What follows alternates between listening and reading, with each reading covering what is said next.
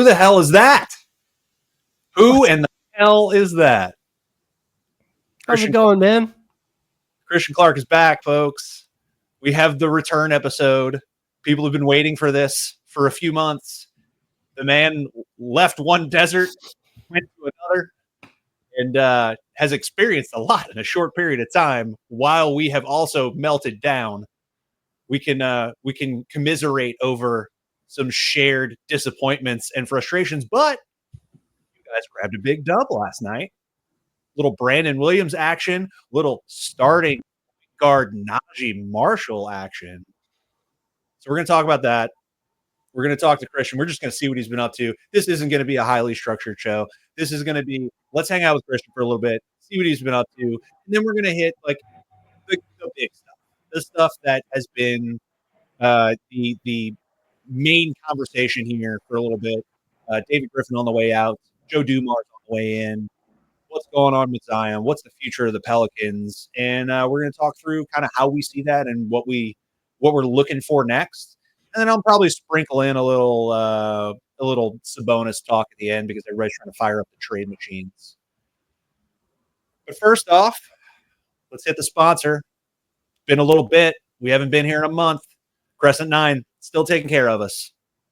Still supplying your number one THC beverage, your cannabis leader in the New Orleans metro area, Crescent 9, the most delightful seltzer, now available every flavor in 5 milligram. Just it's everywhere you can find it. And you know, my favorite, we talk about this all the time, sour watermelon, still my go-to. Now it's a 5. Get it wherever you can find it. It's smoke shops, gas stations, grocery stores, Canseco's, Rouse's, everywhere that you can look, it's there. Take the edge off. Give yourself a break from the results of this Pelican season, and sleep better. And in my case, like drop a little weight because you got off the bourbon while you were at it. And please be 21 or older before consuming, and consult a doctor if you have any medical conditions or taking any medications you are concerned about ingesting at the same time. Christian, my brother, my friend, my former co-host, how have you been? You know, I thought I was leaving a dysfunctional situation and going to a stable one. I was like, all right, Mavericks are coming off a finals run. They've got Luka Doncic. They've got Kyrie Irving. This is going to be great. You know, you might not go to the finals every year, but you can't mess this up. I mean, you've got one of the best young players ever. Well, I watched him play about 5 times, and he gets hurt on Christmas Day. And about the time when I think he's going to return, they just trade him in the middle of the night for a guy that Pelicans fans know really well, Anthony Davis. It has been a wild ride. I mean, there was a lot of craziness in Pelicans land, you know, in my 5+ years there, but I don't know if any of it's equaled these last 2 months in Mavericks land. It's been insane. I'm not even going to do, the CCC, the Crescent City connection, the Christian Clark. I'm not going to finish the words. I'm not even going to finish the words. This is honestly, Days of Our Lives couldn't have written it this way. Like, this is beyond soap opera. It almost feels like this is written by a small child in terms of just like how linear and ridiculous this storyline is. But this all actually happened. The old Pelicans guy gets traded in the middle of the night for the guy you go to cover. That's a finals contender. And here we are. Defense wins championships over and over and over again in a quiet room with no recording devices. How did that feel? Take me there. Take me to the reportedly Patrick Dumont planned no recording devices media sesh. How did that feel? Was that the strangest one you've ever been in? How does that rank for you? Oh man. I still think the strangest availability I've ever done was, you know, I wrote this super, I don't know, critical article of like Griff and Zion and the medical staff. And there's the thing that everyone always remembers, the piano stuff. There's a lot of other stuff in there too. But I mean, there was like a denial that the piano thing happened, but also it was Zion saying, yeah, I broke my foot over the offseason, but I think I'm going to be ready for the first game of the season. And Griff said that too. And we all know how that turned out. I think that was the weirdest one I've ever been a part of, but this is definitely up there. I mean, I had heard before the Luka return game that there was a chance that Nico Harrison was going to talk. I asked about it. They said, no, he's not. Like, I haven't heard anything about it. I don't know if it's true. Well, a couple of nights ago, I get an email and says, hey, you're invited to this roundtable with Nico Harrison and Mavericks CEO Rick Welts.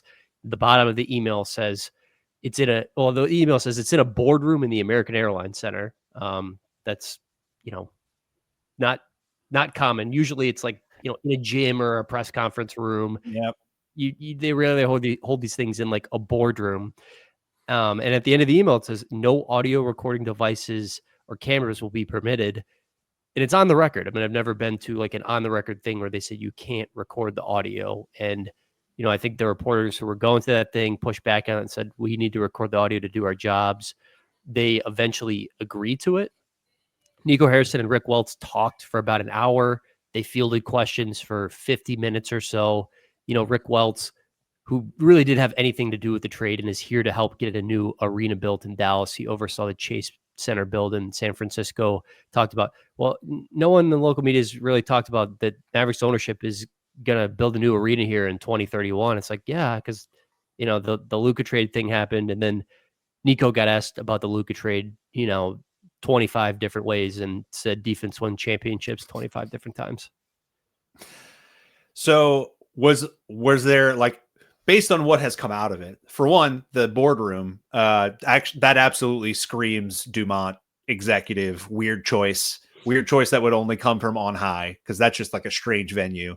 I only think of that place in any sort of like public way on like draft night when you can't fit all of like the mid-level staff on the screen when you're trying to win, when you're picking the number one pick or winning the lotto and you want to show like all the people cheering. That's the only time I think of that room. Is when you get that video shot because you needed room for 30 chairs. That smells like executive to me, from my own professional experience. Was Tim McMahon's back and forth felt like the back and forth with that really drove the point home on the defense wins championships repetition.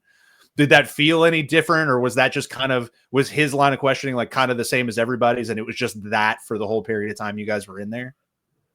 No, I mean, I would say his questions were more pointed. I mean, Tim has, covered Luka since the beginning and like literally wrote the book on Luka. So I think he knows, all the details of the story as well as like anybody covering this. I mean, I thought some of the most interesting stuff was, I think part of this story is Nico, when he got more power after Mark Cuban sold his majority stake in the team, there's kind of a power vacuum and Nico filled it. And I would say a lot of the, like Cuban loyalists were kind of edged out, like Cuban Dirk loyalists, particularly on the medical staff. And Tim McMahon really pressed him on that. He's like, Casey Smith, who's kind of in charge of the medical staff here for a long time, respected guy in the industry, was basically pushed out, and he's with the New York Knicks now. Tim pressed Nico on that, and Nico tried to duck a little bit. At the end, he goes, well, the people we brought in were better. I mean, he cracked a little bit, I would say. But yeah, I mean, I did think it was kind of interesting that, like the Mavericks don't control their picks 27 through 2030. There's 4 years where they don't control any of their own picks. Anthony Davis has a 2+1 after this. Kyrie Irving is a player option. I think he's going to sign up for a couple more years. I just asked Nico, do you want to be in Dallas long term? And he goes, I got 3 years left of my contract and I intend on fulfilling it. It's like, okay. I mean, very explicit. I think when you kind of look at the way things are lining up, it's like, yeah, there's like a 3-year window here with Nico and, his guys, Kyrie and AD, and they're going to try to compete. And after that, it might not be pretty here. That was the next thing I was going to ask you about, because the most interesting thing that came out of it, other than what we had discussed, was I really really enjoyed the I got 3 years left on my deal answer, because it felt very much like a, why do I have to worry about year 4? And I was like, oh, okay. That's one way to go. Sure. So obviously now we're in a weird spot with Kyrie hurt. So many players got hurt down the stretch of the season. Saw a ton of Brandon Williams and Najee Marshall, and now that's paying off because they looked good last night, and Brandon Williams is sinking threes left and right.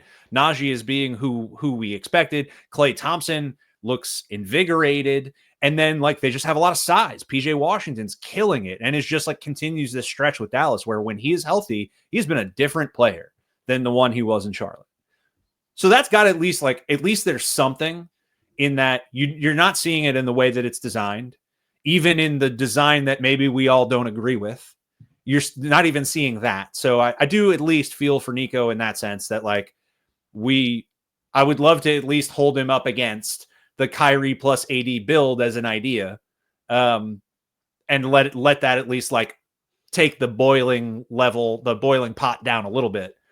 But it is fun to see Brandon Williams and Najee Marshall pull this out and see Klay be Klay and PJ still being like as hot as he was last year.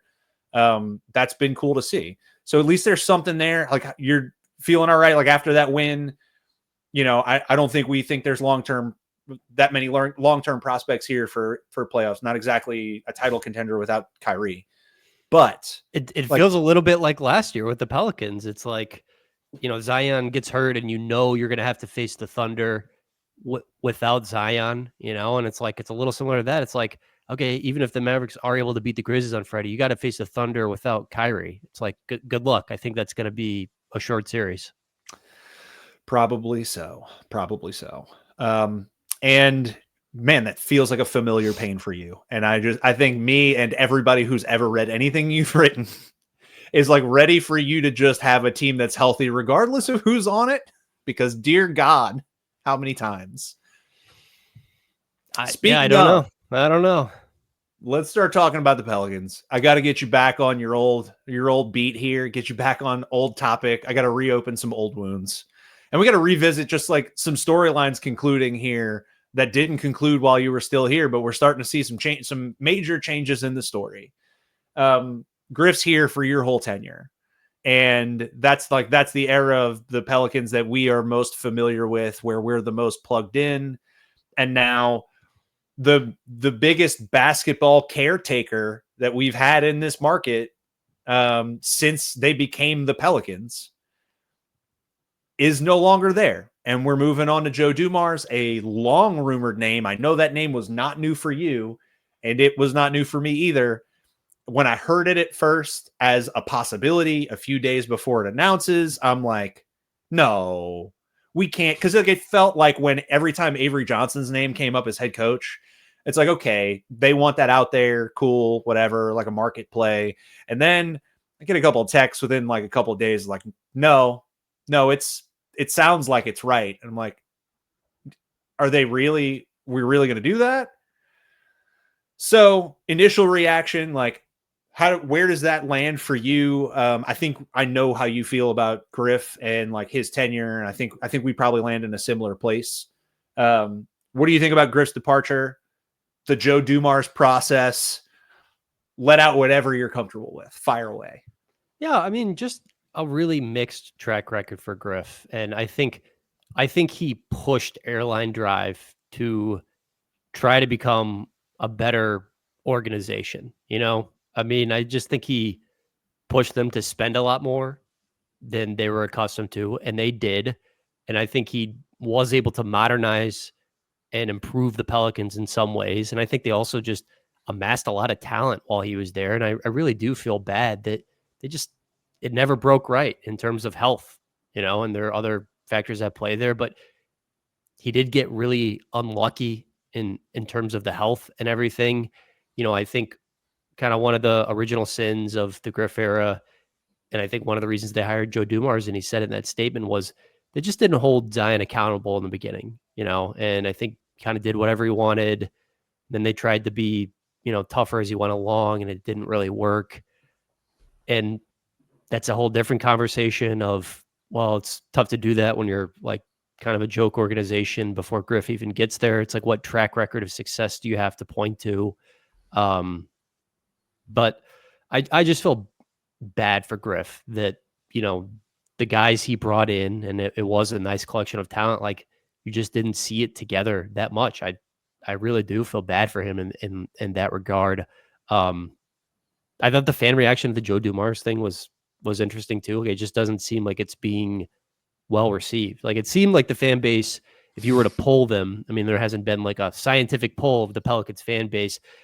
On one hand, would have been ready to move on from David Griffin, but on the other hand, didn't seem to like his choice as successor very much. Is that the right read on it? I think that's incredibly fair.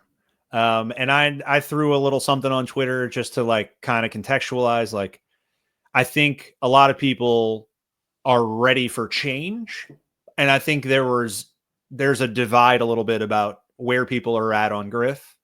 I think a lot of us give him like the credit you mentioned. Like, if you've been here a while and if you care about basketball, there are some things you can see that he very, very much did correctly and changed here.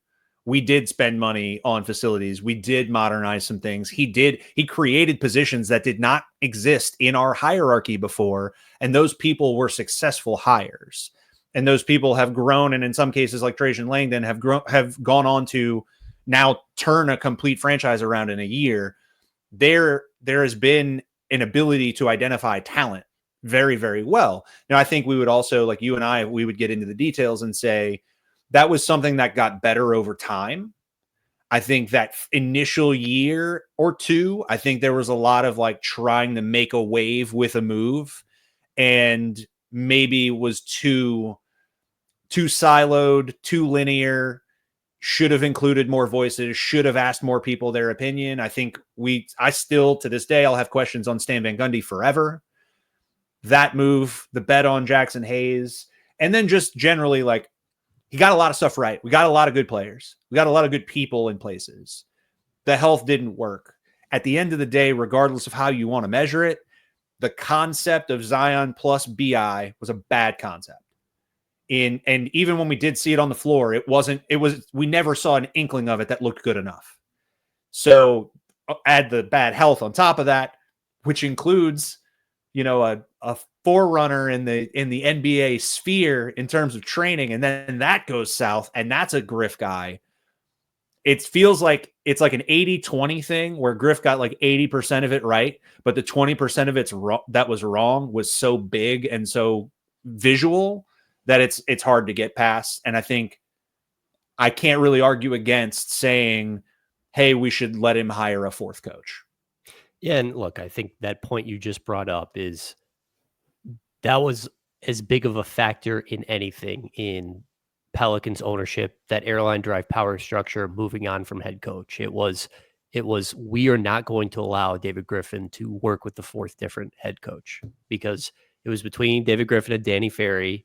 And I believe it to be true that one of the reasons Griff got the job was he said, I can make it work with Alvin Gentry. And that just didn't end up being the case. There was infighting almost immediately.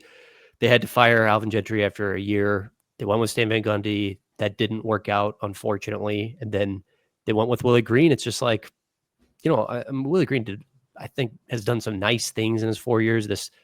He did not cover himself in glory this past year, certainly. But I just think it was a situation where Airline Drive was like, we're just not going to let David Griffin have a fourth different head coach. And I think that was a huge reason of why that change happened.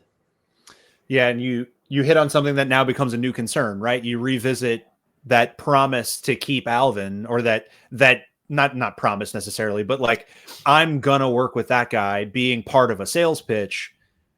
And we're all really hoping that that's even if Joe Dumars decides Willie Green is my guy, none of us want to smell that again and hear that, oh, well, part of the deal here is that he's going to buy the coach that's already here. Because what that immediately takes you to is cost savings. I don't want to be paying all these people at the same time who are owed money. And I know that's a sensitive issue for the people in question. I know that that's not a perception that they want out there. It is the one we all go to. And if Willie Green is still here, it is the assumption we will make.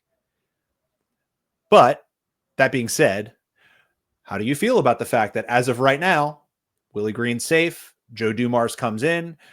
Do you feel like that is a natural handoff in responsibility? Like Joe Dumars comes in here and, hey, we're not really gonna mandate anything. It's your job to come in, see the coach, see the players, evaluate it, and decide. Or does it remind you of the past? It reminds me of the past because, I asked the decision makers on Airline Drive. It's like, back in 2019. Did you guys think it was a good idea to hire an executive over the head coach? And they would tell me, well, no, David Griffin was the one who picked Alvin Gentry. But I think David Griffin was smart enough to understand, like, if I say Alvin Gentry, I'll probably get this job. He's smart. David Griffin, smart guy. I can sniff that out a little bit. I'm sure Joe Dumars smart enough to sniff out if I say I could give it a shot with Willie Green, like that improves his odds of getting the job. It does feel like they're making the same old mistakes to me. I mean, it should have been in 2019 of like, hey, we're making a change of head coach, and like you pick the guy, and you're accountable for him. I mean, like you're tied to him. So if like he doesn't do well, it reflects on you. And I just don't think that happened. That's like when they lost 13 straight games when Zion was hurt. Griff could say, this guy can't coach. It's not working out. We got to make a change. He wasn't accountable for him. So it kind of does feel like they're making a similar mistake to me. I'll throw one caveat in there in that doesn't sound like Joe Dumars was interviewing against anybody. So maybe in terms of like it being a leverage play, it very much seems like this is a job that like he was just going to get one day and it was time and they called their old buddy. And as much as that's the case, I do wonder, like, this is somebody that tons of questions, especially in the more recent decision-making about his player evaluation. But that does have like this tough-minded defensive structure. Everybody holds everybody accountable, like wants to build another like bad boys like culture. That's his MO. I think we'd be silly to think that that's not what he wants to do again. And it's in the release that he put out there. It's in the quote he gave. So expect that. Willie Green does align with that from what does he value on the basketball floor? And I think you and I would both agree that like right off the top, I would love to just like have Mike Malone here. But that's in a Zion context, because if there's like a guy that's familiar with working with stars, even though Michael Porter Jr. might have criticisms of how he does so, I would love to see that guy work with Zion, which brings about the question, will he work with Zion if he were here? Because will Zion be here? Heard a lot now that that decision is all but rendered. In the long term, not a lot out there regarding the when or how. Like, I'm not going straight to, oh, well, he's going to be dealt this summer for like whatever's out there. I don't feel that way. That doesn't seem basketball practical. I feel like that would have maybe not Luka level damage to the fan base, but the fan base is smaller here. So anything comparable to that might like actually truly fundamentally damage the value of the organization. I know plenty of people who are not renewing tickets again after the prices again go up, which I don't spend a lot of time worrying about like the price increases and stuff because all of the teams are increasing prices. This is like a cultural thing in basketball, and it's already like the cheapest ticket in the NBA. But where are you on our friend, one Zion Williamson? I felt great about him this season, just from maintaining his body and performing when he was out there, from being aligned with what we were being told by management and by coaching about how he was being managed. It was the first time ever for two different things. He came back from an injury and immediately played like his all NBA self and played with real ball pressure from minute one. And then when we get to the body management down the road at the end of the season, comes out and says the party line. If they want me to play on a minutes cap, if they want me to not play back-to-backs, I'm riding with them. Never heard that before. In fact, have typically heard the antithesis of that. So I thought we were headed in a good direction. Now, there are news items that involve him at the moment that have nothing to do with basketball. But should we be getting out of the Zion business, or should this be one more run at doing the Zion thing right? Yeah, I think that's going to be the most important thing to see, how Joe Dumars handles that. I think Shams has said Joe Dumars and Zion are going to have some candid conversations, and I'm assuming that's going to involve, can you show up on time for work? Can you do the basics? I mean, one of the things I've heard was, he did get the 1-game suspension for showing up late for a team flight, and that just continued afterwards. Like, it was like we suspended him 1 game, and then he just kept showing up late, and there's never another suspension. So, like, I hopefully that improves if he's a Pelican. It did seem like there were some positives from this year. I still think, when you look at the season in its totality, kind of a bummer. I mean, I was still covering the Pelicans, the beginning part of the season. And I just remember on game one against Chicago Bulls at home, he was out with an illness. And I think he was ill. People get ill. That totally happens. But I just remember being at the shoot around on the day of the first game and like talking to multiple people and then being like, yeah, like a lot of people just have no idea what he's doing. And it just spoke to the lack of communication stuff. It's kind of crazy to be like, this is game one. And like people are confused why he's not at the game. I don't know. I mean, I'm going to try to keep an open mind about Joe Dumars. I mean, it's been a long time since he's had success as a front office executive, but he did have great success, and like he should command respect. I think that part is true. It's like, I think he will command respect, and I'm going to try to keep an open mind, and I'm going to be fascinated to see. I'm going to be tuned into his opening presser. Like, I can't wait to see what the messaging is, because I'm sure, he kind of feels it. The Pelicans feel it. Like, this doesn't seem like it's that well received by the fan base. So I'm sure there's going to be talking points of, here's why it will work. Here's why this was a good hire. So if we now, I want to do this part now, because if we do dial back all of like our own personal trauma with the people that have been in power here the entire time and the decision making that we've seen, and also just Joe Dumars' most recent past, it's like, look, I personally, when I hear his name, I think of Charlie Villanueva, and I can't get that out of my mind. And I like that will just always happen. I think of bad trades, and I think of paying Charlie Villanueva, which is just wild. Like, there was a section in time where the Detroit Pistons had the same kind of reputation as like the 2010s Kings.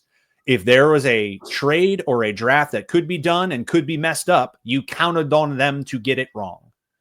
And it was like, how out of touch can this person be, especially somebody that had previously built a title winner and a 3-year title contender? But if I remove myself from all that, and I consider this a Zion team, and I think about the problems that we've had and like what we need to be post Brandon Ingram in a Zion team, we've been screaming for no nonsense guy, demands respect, has a reputation that honestly cannot be questioned in the NBA. This guy did it both as a player and an executive, and he did it in a way that was like quiet, but league-wide known tough guy. So that, plus being local and like having real ties here, I think does matter. And I think if we were in a different context, we might receive this better. Like, this might be the kind of guy that if you were in a better circumstance, you might feel great about this. And appointment hires are not rare in the NBA.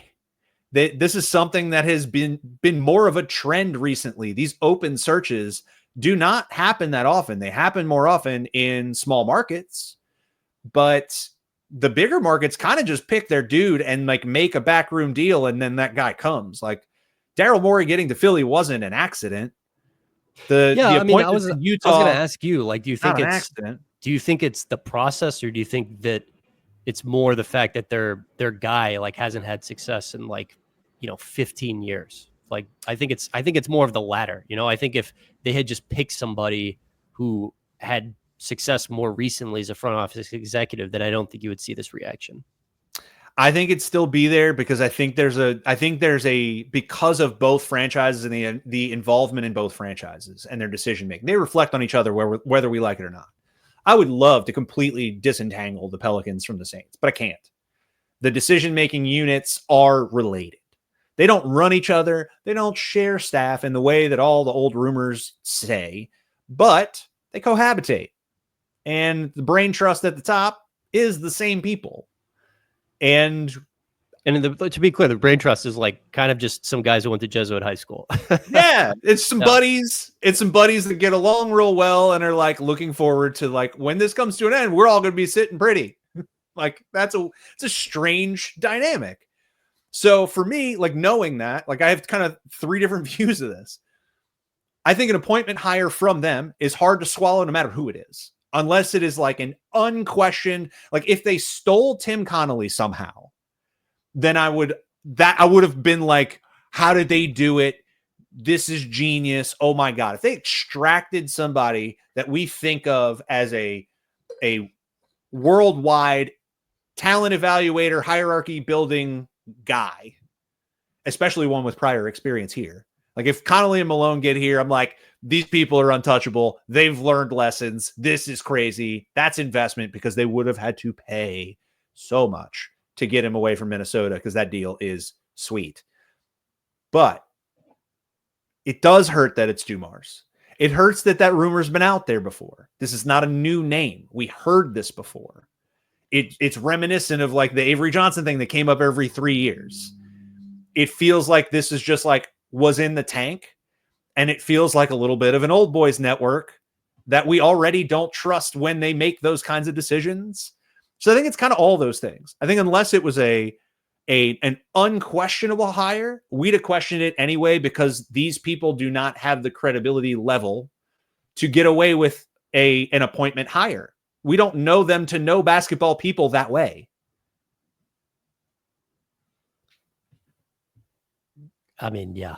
I was hoping for shoot me straight. He's like, nope, that sounds good. Sounds. Look, I think another just important issue. It's something we talked about a lot. Like when I was in New Orleans, is the arena. I mean, I think like a fascinating part of that Joe Dumars press release was a random line from Gail Benson saying, we're gonna turn the Smoothie King Center into one of the the best arena in the NBA. I mean, man, that I got a lot of text about that one. I got a lot of text immediately about that one. You got one for me.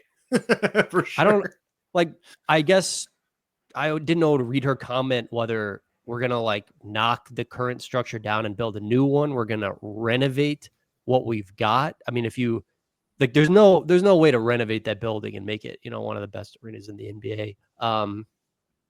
Just not possible with the bones of it. But look, like, I know, like, I had people when I was asking about the Joe Dumars hire, like people were like, look, they're trying to get an arena built. He's a Louisiana guy. Maybe he can kind of help a little bit in that regard. Like, they're going to have to work with politicians. Like, they're definitely going to need money from the city and the state. Like, I just don't see Benson Enterprises plunking down all the money that you need to do the reno, to build a new arena. So that was something that people talked to me about when I was asking about the Joe Dumars hire. It's like they're trying to get an arena built and they're bringing home a Louisiana sun.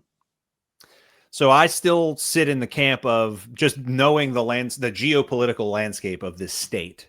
It feels like there is no reality for that place other than one that we discussed where they move out for a period of time and a major gut job happens and a reno to the tune of $200 to $250 million at minimum. That feels like the most realistic like bar to cross for them to actually get like a real tangible 10-year upgrade kind of thing done. I don't think we'd have stomach for much more. Like from a cash flow standpoint at the state level, at the city level. Granted, going to have a new mayor fairly soon. That has, could very well be Helena Moreno. Might, maybe a little friendlier. But there have been some highly publicized phone calls between our governor and Gail. So like maybe this does open a door. Maybe they do something different. But I think that's still where we are. So like on that note, like anything else in the notebook there? Any other like little updates there after you left the arena beat? Is there any little interesting nuggets post architectural report of any sort of progress, or was this like the first thing that bubbled up and said, "Oh, no, that was really the first time, the first thing that's bubbled up." I mean, I go back to like the thing I reported over the summer. Got a hold of the facility needs assessment report that basically said, yeah, like all the critical infrastructure at Smoothie King Center is nearing the end or is at the end of its usable life. Like I read that and I was like, I mean, this kind of tells you all you need to know. Like they did this report, this third party, and they said, look, all this stuff in this building is outdated, and it's like, it's been time to do something. Like it's just kind of a bummer because the time to do something is not in 2030. It was in 2025. They're like, they needed to do something, and any day they wait now, it's just like, I mean, you're like, these guys are, I got to see the Intuit Dome twice. The Mavericks played there twice in 3 days. So I watched 2 games there on a Friday and Saturday. Like these players are seeing that, like they're going around seeing all the new arenas and are like, man, this is what it's like for the other guys. Like, I think they have to do something, and they needed to do it yesterday. Yeah. The highlight of that report for me still that the IT hub in the current arena does not have proper ventilation and HVAC. It's just, I'm still sitting here like, look, maybe it's because I'm a too close proximity to like servers and IT, but it's insanity that you essentially have the hub of your IT infrastructure for a building of that size in a room that doesn't breathe, because you are asking for it to constantly break. You are asking for the life cycle of each component in there to be dialed down. That's probably my favorite one. And obviously we all love hearing, oh, hey, and by the way, your sound system's broken. I think all of us have known that for a very long time. So those are clearly, like, just to bring the memories back for folks from the needs assessment. Those are the 2 major highlights. And yeah, maybe I think best in the NBA is a bit of a stretch, but I like the moxie because, hey, I need a quarter bill reno here at minimum. Yeah. Steve Ballmer did build the best arena in the NBA, and he's, all he has is like $150 billion and like $100 billion of Microsoft stock. So if he liquidates, 2% of it, he can just build a new arena himself. I mean, that's what it took to build the best arena in the NBA. I mean, I guess it's good that they said something about it. Like I'm at the point with the arena and Airline Drive. It's like, words are nice. Like I need to see action. Words are words. Like take action or don't. That's what I'm judging you by on the arena. All right. I know that was an issue we needed to get to. That was one I have been specifically requested that I asked you about. See if we can find out any more arena nuggets, because there has been nothing, man. Look, I got to tell you, for me and from all the fans, been hard to come by the kind of information that we got used to while you were here. And some of those stories, haven't finalized yet and haven't finished yet. When we saw your like athletic article with Will go up, we're like, oh, we got some Pelicans writing from Christian. Here we go. There's some thirst. I don't think there was that much streets. Yeah, there wasn't like, I don't think there was like a ton of behind the scenes stuff in there. I don't know. We just missed you. We missed the type of stuff that you dig into. Because you like all this stuff. You dig into like the nitty gritty. You'll go into the little business pockets, the arena stuff. You got elbow deep in that, and nobody else is really like tracking that since you've gone. So like maybe there's more to find out, but we wouldn't know. Yeah, like I think one thing I can say, not like working at the paper anymore and being outside of it is, I mean, like it's in some of the bigger places, like, I think it's almost good that not everybody knows each other. And, it's just because, like, all right, if I write something critical, I think it's harder in like a bigger market for like Mavericks ownership to go to the publisher of The Athletic. And even though there's validity, be like, I don't like this, take it down. And that was something that happened to me in New Orleans. I know for a fact, I mean, the movers and shakers on Airline Drive would like go to the owner of the Times-Picayune and be like, we don't like this. Can you take it down? And to the Times-Picayune's credit, they would say no. But that was something I really didn't like. It's like, you guys got to be big boys. Like, you got to stand in there and take criticism. And the record is what it is. It is like, I'm sorry, the record speaks for itself. You can't lie about wins and losses. And that's like, you're talking about it in a way that people understand with like the attempt to remove it. But I mean, there are other manners of doing that too, putting a hold on the release timing of something you wrote. Like, something you wrote could be ready to go, and they just buy a few days to try and strategize against it. And I know that's something that happens in markets all the time. And it does, like, it feels small time. And I have always felt like this, and I have nothing to lose here because I just have this podcast that is, kind of been handed to me by you. And otherwise, like, my credibility is borrowed, other than my fanhood. But like, I look at the type that, to me, that is small time thinking when those types of things happen. And we saw it, and I was alongside you when some of those things happened. And I think the thing that that I struggle with the movers and shakers, as you called them, is when it comes to being sensitive about cafeterias and perception and not paying the luxury tax, and us saying that, all of those things, like, showing that sensitivity is actually the thing that causes the reputation. You don't like the reputation you get for this, but showing this sensitivity and moving in this way is what makes you small time. And if you didn't do this, you would be more Teflon than you are.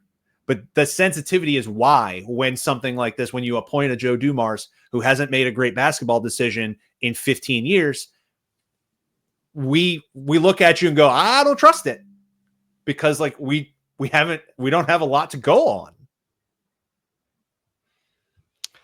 I want to keep an open mind about Joe Dumars, and just because it's been a long time since he was cooking with gas in a front office doesn't mean he can't do it again. I'm fascinated to see. They're gonna have a huge decision to make in the draft here. Like, Bryson Graham has kind of been their point person in the draft, or he's had a lot of influence in the draft. Is he going to be kept in place? Will he get to help make that decision? It seems like, he's a great talent evaluator. I think largely responsible for the Trey Murphy pick. So, like, I don't know, let's just say that the Pelicans get the number 4 pick. Like, will Bryson kind of get to make that call? How much influence we have? I think that's going to be stuff I'm interested to see too. Yep. Do you I've had so many people be like, there's no way the league will allow the Pelicans to have the number 1 pick. I don't believe in conspiracy theories like that, especially under Adam Silver. Like, are you a conspiracy theorist of the NBA won't let the Pelicans get the number 1 pick again? No, the frozen envelope and all that. Like, no. I like it within the Twitter sphere. There's also the counter argument that Dumars, coming from an NBA ops job, the fix is in. Dumars is bringing us flag. That's I've seen the alternative as well. Dumars is the assurance that Adam is handing them Cooper Flag. Look, we got a 48+% chance of picking in the top 3. We have a 1% difference or a 2% difference in potentially picking number 1 relative to the 3 people above us. There is just good odds that we could jump up and have Cooper Flag. That, like, it's just very realistic that could happen. It is more likely that we land somewhere in the top 3. That's the highest possibility. The next highest possibility, I think, is actually like landing at 5. But that's like, it's just probable. You can't do conspiracy. Conspiracy is like, I'd hear you out at least if like the Spurs pick first, or like the 70, like whoever's like 8, 9, 10 spots away and it like finishes a championship build or something, like all of a sudden there's a contender in waiting, then okay, make a conspiracy about that. A bad team who finished at the bottom just winning the lottery because they had the odds to, get out of here. Come on. And honestly, look, I'll feel a lot better about all this stuff if a couple things happen. If I hear Bryson gets an extension, I will feel better about the Dumars thing because I have some trust in Bryson's eye. And if I have a concern about the more recent Dumars decisions, it is the player eval. So that would like cancel out something I am concerned about. I would feel good about that. It would make me feel warm and fuzzy inside. Maybe that's not real and I shouldn't measure it that way. It would make me feel warm and fuzzy a little bit if I heard Bryson was coming in there. And then if he was getting an extension, it would feel like maybe bringing in somebody like Dumars like gives him the space for Bryson's role to continue to expand as he ages in experience. And then maybe that's something like where he can grow into the role because you have this experienced figurehead, NBA respected person. I would love to see that kind of vision in this hire. I don't think we have any evidence of that yet. I'm a little suspect about whether or not Bryson's going to be here or not. I'm waiting to see some evidence of that. I'm worried about that right now. That would make me feel a certain way. And I would obviously like get a little bit more pep in my step after the lotto gets pulled and find out where we're picking. Because if we get Cooper Flag and the team decides they want to move on from Zion and I have all of this wingness, and you could sell me on a rebuild, on like a kind of a quick fire rebuild, like a 1 year, you're mid pack and then you're there because this kid's really good. Because I love Flag. But yeah, I'm a little all over the place. I could be made to feel better. I would love to see more evidence that this is a very thoughtful hire, more than just being told I've been thinking about it since January and I talked to some people. I want more than that. And I think it would at least feel like if Bryson got an extension that I could tell myself, okay, they like this guy. They believe in this guy. They're going to continue to let him expand his duties, get more experience. Maybe there's like a growth model for him here where he's continuing to maintain that draft room. And Joe is truly the executive trying to get the high level items done, because that I could absolutely sell myself in. And the thing I didn't say before that I wanted to get to when we talked about Joe, in a vacuum, if I wanted to fix Zion, like this is the kind of guy that I'd pick. Like this is the exact like background of guy that I would want. So it's like it's unquestionable respect potentially. So hopefully that kind of stuff is on the up and up. And we're going to have to wait and see. We're going to have to wait and see. And we might have to wait longer than we think because you're not here snooping this stuff out for us with the magnifying glass, digging this stuff up and getting it out in the street. But shout out to our guy, Schmidt Dua, deserves a salute for being like the reporter on this stuff and getting all this stuff out there. We're both friends with him. He was right on Dumars. He had it the whole way. Before we get out of here, Adam, what are your Derek Carr takes? I was going to try and give you a Fletcher Mackel trade, and you hit me with Derek Carr. Look, all right, if we're going to get saintsy for a second, this punk, this guy, what in the world? So I am of the belief that we've got an injury that exists that I could get a procedure on hostage situation going, and that our guy like knows. I think Derek Carr knows and has known for a little bit that Kellen Moore doesn't want him. And Kellen Moore said the right things and said, oh yeah, we're going to have Derek Carr. But Derek Carr knows like there's not another check. There's not another contract. There's not another check here. So your future is done here. So you're probably going to be a holdover quarterback for a year. And as soon as you play badly, either a guy they pick in the draft or Rattler jumps in, you're done. And that probably, like with where Derek is in his career, that probably does shoot his earning potential and future job prospects. That probably makes him a backup guy for the rest of his career. I understand having paralyzing fear of that, but you cannot be out in the streets like this man is, saying all the positive, happy-go-lucky, I'm going to restructure anytime they need me. I got it. Anything they need, I'm going to do. And then just like fundamentally not be that guy, especially when you got siblings chasing people down on Twitter. So that's where I'm at on Carr. I'm done with him just like everybody else. He could leave tomorrow. I'm happy to just lose. I'm happy to just throw Rattler in there and just deal with it. Draft another guy, let those two figure it out, sign a random placeholder quarterback that's not named Aaron Rodgers. I'm cool with all that. And I'm kind of glad that we've been pushed into the position of being all the way out on Derek Carr. Just wish it could have happened sooner. Adam, we talked about, I don't know, a lot of the change in New Orleans, and maybe it doesn't seem so great. I do miss some things about it. Like, the media votes for the best PR staff, and I voted for the Pelicans this year because I was like, they like actually, I don't know, they definitely tried to help you and like facilitate interviews and like being on another team. It's like, man, it's just really different. I don't know. There are a lot of good things about the Pelicans. There's like a lot of good people working for that org. I would love to see them just like get the number 2 pick and draft Harper and Cook. Like it would be a fun story. Why's it got to be number 2? Why's it got to be number 2? Well, I don't want to do that. I don't want to curse you. I don't know. Maybe Flag would break the curse. You know, look, I could sell myself on like Duke undoing a Duke selection, undoing a Duke problem. I could see it. I could feel it. I could vibe with charm. Maybe try it again. Keep going. Just keep. Look, a lot of teams. Look, I think now we know the Kings did this by accident. The Kings had a blip, and it was by accident. So if they can do it, why can't we? Which, by the way, now that I've found a segue onto the Kings, most recent Fletcher Mackle trade. Are you ready for Sabonis as a Pelican? Are you there? I think I saw that one on the trade machine. Yeah, it was. Yeah.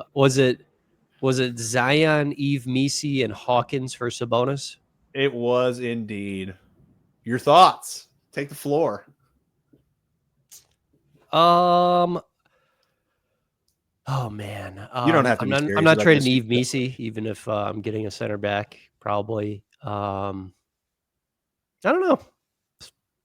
Yeah, I mean, look, Sabonis is like, he's a guy who you have to build around him in a specific way. You know, with the right pieces around him, you can be a good regular season team. That's proven. There's just a ceiling on him in the playoffs. So you have to make that choice. Like, are you okay with that? Of, hey, look, you know, we'll be, you know, we'll probably win in the 40s. Maybe we can flirt with 50 regular season wins some seasons, you know, with the right pieces around Sabonis. But I mean, there's just a ceiling with what we can do in the playoffs. Like, everyone has to answer that choice on their own. Are you okay with that? Yeah, I don't disagree with you very much. And I think you know this. You know how I think about basketball. And I think you might have even asked me about Sabonis at some point. I feel exactly the same way. And I feel like it would be, that move specifically would be very representative of a storyline that I don't want to see more evidence of.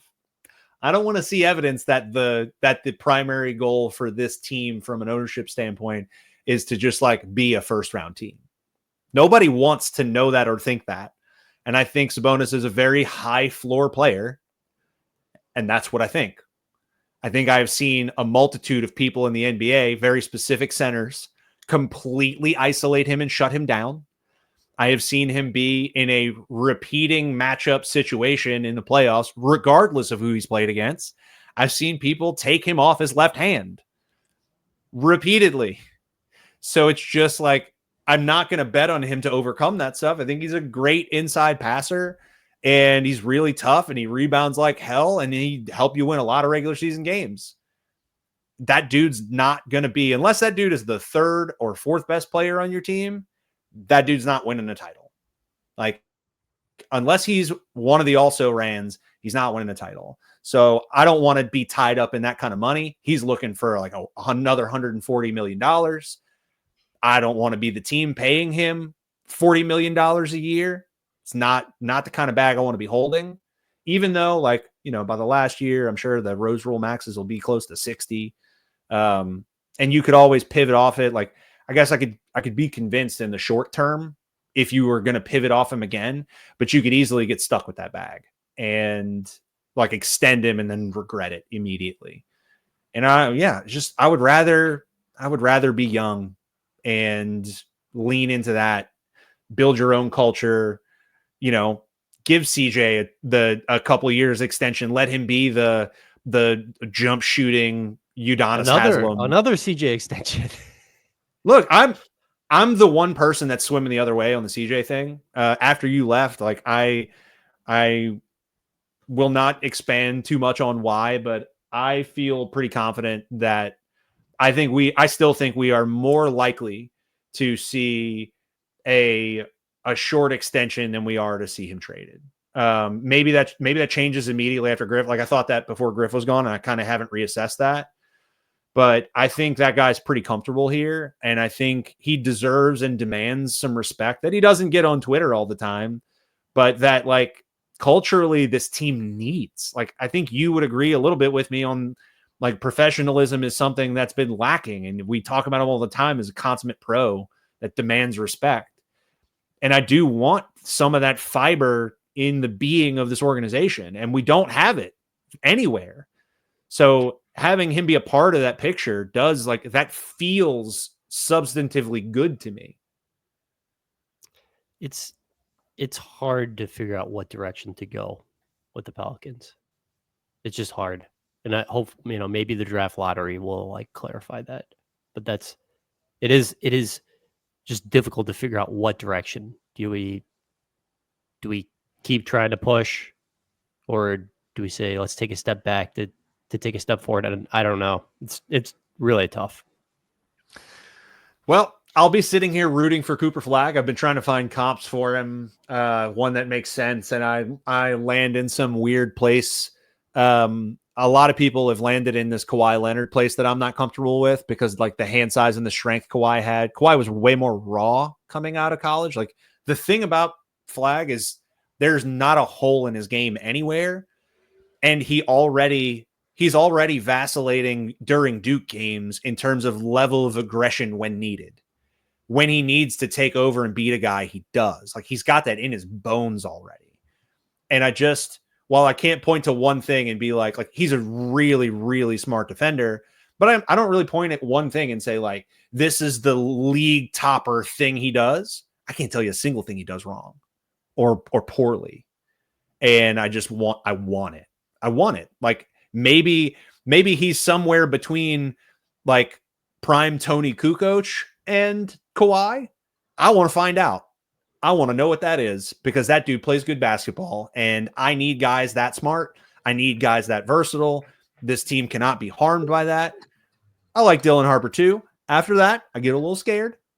I've come around a lot on VJ Edgecombe. Ace Bailey still scares the hell out of me. And then after that, it gets a little dark because you start to have some cliffs after that. But we'll pull for Cooper Flagg, and hopefully, at some point here, one of these franchises will go right and start moving in the direction they want to, and a correct one.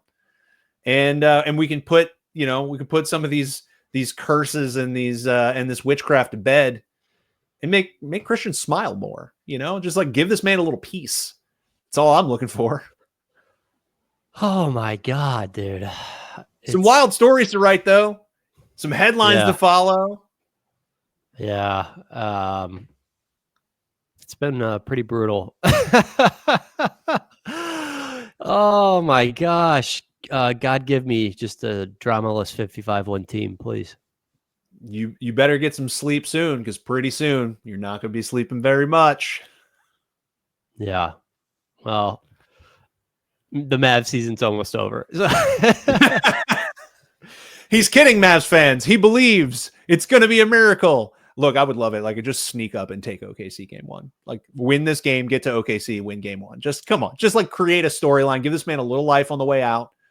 But like, yeah, I'm with you. They're not contenders. But hey, I will enjoy Brandon Williams, Najee Marshall for as long as I can, even if your team does also support Tony Ruffles. Najee Marshall has been like maybe the best part of this Mavericks season. I mean, great guy to Has to deal be. with, fun player to watch. Loved covering him in New Orleans, and it's been fun to get to continue that in Dallas. That's about it. It's been a tough year. Been a tough year. It is not what you would say. You wouldn't call it highly satisfying like our friends at Crescent 9. And on that note, we'll get out of here. Ladies and gentlemen, the return episode, Christian Clark back. Not actually back, but digitally back. I'll be in his neck of the woods pretty soon, thanks to some professional changes. Thank you for coming on, buddy. I have missed you. The beat misses you. You went from one pile of mess to another kind, a whole nother kind. But hey, the most interesting storyline going on in the NBA this season. What it's going to feel like into the future, we will see. But plenty of material to touch on. And I didn't even get to ask you how you felt about Cuban. Can we sneak that in, or are we at time? Can I ask you real quick? Cuban putting out the line, like pretending like there was a world where he was still going to be involved in ops. Like that's not reality. I'm gonna throw my own cold water on that real quick. He puts out the quote saying, "Oh well, I was still going to be running basketball ops after the sale, but then it didn't happen." No one who sells a team pays you that much and then lets you keep your job. That's not how that works. But what do you make? Do you make anything of like the making sure he let everybody know Luka wasn't me, everyone, not me? Yeah, I mean, if you want that agreement to be true, you should get it in writing, and I don't think you got it in writing. It's, if that was true, it was just a verbal agreement with Mark Cuban and Patrick Dumont, and Nico Harrison got in there and said I should be guiding the ship, and he's definitely guiding the ship. And like decades of transactions of teams being purchased, and that not happening is pretty good evidence that it wasn't going to happen. So if it wasn't in writing, if it doesn't matter if somebody swore on their small baby child, was unlikely. Thought it was kind of funny. I do understand wanting to like get away from the toxicity because he's still in there in Dallas and he's still at the games. Like I wouldn't want to be blamed either. And there are a lot of people that like don't even know who Patrick Dumont is and still think Cuban. So kind of get it from a PR standpoint. Kind of funny to be like in the midnight hour. Hey, it's not me. Quick reminder. On that note, it's been real, man. We'll absolutely need you back on here sometime in the future. We will not stay away too long. Thank you for coming back. You have been very, very busy. We still miss you over here. And we'll do our best to clean up our act over here. But we're going to keep it interesting on the way. All right, man. Get that good luck charm for the draft lottery ready. And I appreciate you having me on.